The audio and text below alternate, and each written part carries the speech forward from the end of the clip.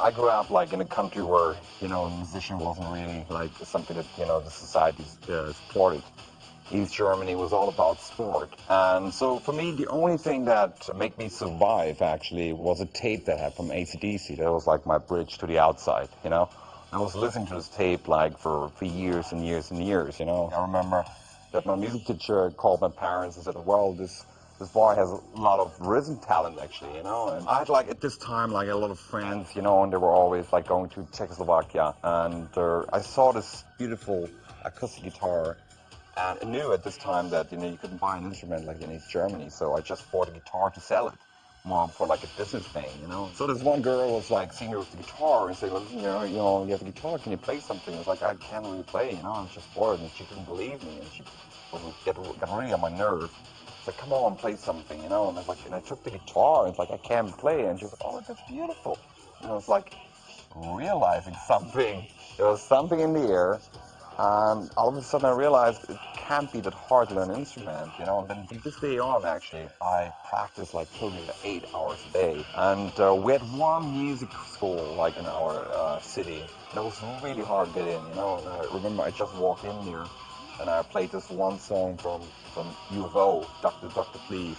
They looked at me and I come from a different planet, because it was more like kind of a jazz-oriented kind of place. I guess they liked my attitude or something. I definitely wasn't as good as anyone else, and so that's where I actually started to learn music or like jazz guitar, But I realized really early in my life that I couldn't play other songs, so what I did, I just started to create my own songs. That's what I like about music. Be creative and create your own songs. So that was my start in playing guitar.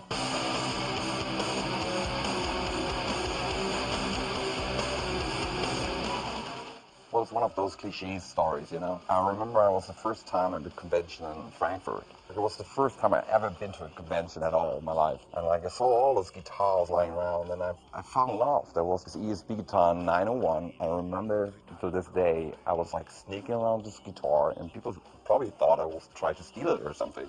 Because I would like walk around and grab it, like put it back and walk around and grab it again. And I really fell in love with this guitar. And then I bought this guitar, I still have it. And since then I stayed with ESP, There's something about ESP I like. I'm a guy that loves loyalty, And I think like one of the biggest strengths in ESP is like if you see, like music, a lot of people come and go. What I like about this company is that they're even like if you're not hip anymore, they're still there for you. So I appreciate that, for example, Besides, I created my own guitar basically, which is always a dream, kind of for a guitar player, obviously. And it was funny because like I had this special idea in my head like a long time ago because like our show was, I would say, kind of pyro-oriented.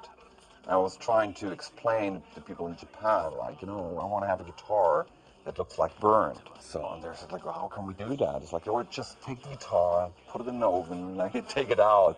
And they wouldn't do that. So I remember, like, when I was playing the 901 in the early days, I had a SH4 pickup in there, and I was looking for a pickup that controls the bass a little bit more, especially when you play heavy riffs as we play. And the MG81, like, does it perfectly, it gives you this really bass control. It gives me really the control of my tone.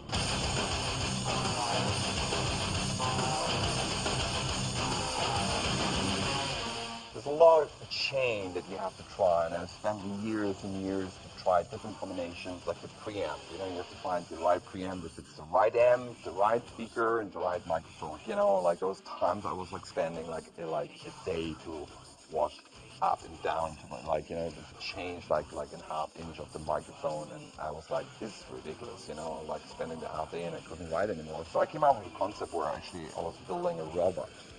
A microphone robot that I can control in my control room, basically, which actually moves the microphone left, right, up and down, and changes also the angle. So you actually control it like sitting in the control room and listen, not seeing it. But it's a really cool concept that I invented, basically, and that helped me a lot to find the right tone. And I still do it, but I have my favorite setup. Finally, I'm finished. I can concentrate on writing songs again.